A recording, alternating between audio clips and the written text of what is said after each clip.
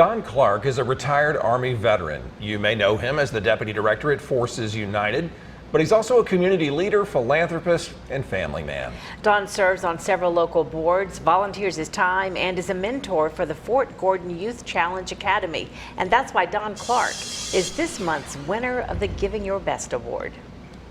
In the Army, we were always taught to be selfless and otherwise, but you don't always make the direct connection with the communities that you serve in because you're only there for a limited period of time. But that limited period of time never seemed to stop Don Clark from making an impact where he was planted. Throughout his 2 decades in the military, he coached youth sports teams, was a Boy Scout leader, and volunteered not just in the U.S., but in Germany, Kuwait, and Afghanistan.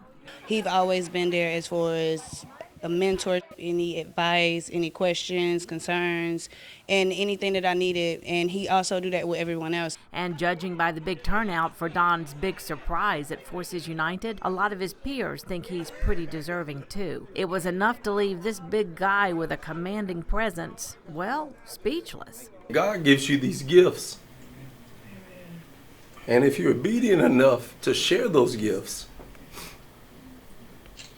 you can impact somebody's life in a way that they'll take it and do the same. It brought me to tears. I was like, I didn't expect that. I did not expect that because he talk about everything else but never gets emotional. So he got on his emotional side today. So that was crazy to see. Don established the Greater Augusta Partnership for Social Change in 2015. One of his favorite projects is A Place to Dream. I'm on one of the boards for the YMCA. And that program fulfills a direct need in providing children with just a comfort that many of us may take for granted, and it's a bed. Telling them that this is yours.